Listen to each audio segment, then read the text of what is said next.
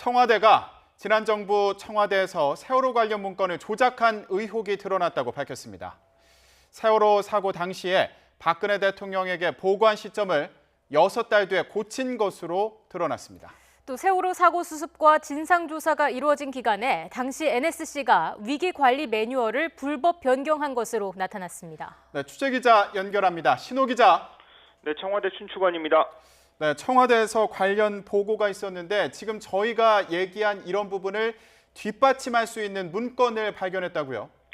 네, 그렇습니다. 임종석 대통령 비서실장이 직접 브리핑했습니다.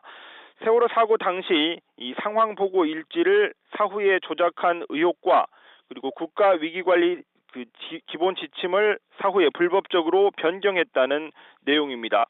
청와대는 지난달 27일에 국가위기관리센터 안에 있는 캐비넷에서 기본 지침을 불법 변경한 자료를 발견했다고 밝혔습니다. 지난 정부 청와대는 박근혜 대통령이 2014년 4월 16일 오전 10시에 세월호 사고를 최초로 보고받고 곧이어 15분 뒤인 10시 15분에 사고 수습 첫 지시를 했다고 발표했습니다.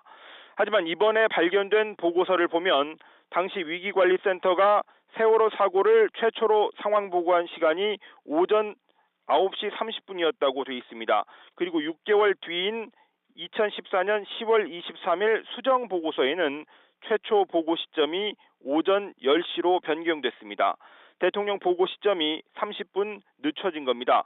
임종석 비서실장은 당시 급박했던 상황을 고려하면 보고 시점과 대통령의 첫 지시 사이의 시간 간격을 줄이려는 그런 의도로밖에 볼 수 없다고 설명했습니다. 임 실장은 또 세월호 사고 발생 이후 국가위기관리 기본 지침이 이 법제처의 심사라는 적법한 절차를 거치지 않고 불법적으로 변경됐다고 밝혔습니다. 세월호 사고 당시에는 기본 지침이 이 청와대 안보실장이 위기 상황 종합관리 컨트롤타워 역할을 수행한다고 돼 있었습니다. 하지만 2014년 7월 말에 와서는 이 김관진 안보실장 지시로 안보는 안보실이 그리고 재난은 안전행정부가 관장한다고 불법적으로 변경됐다고 설명했습니다.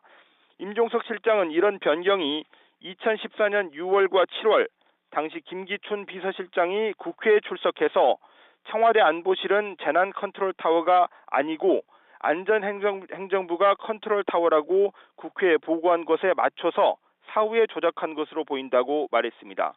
청와대는 가장 참담한 국정농단의 표본 사례라고 규정했습니다. 또 반드시 관련된 진실을 밝히고 바로잡아야 한다고 본다며 관련 사실을 검찰에 수사 의뢰할 예정이라고 밝혔습니다. 지금까지 청와대 춘추관에서 YTN 신호입니다.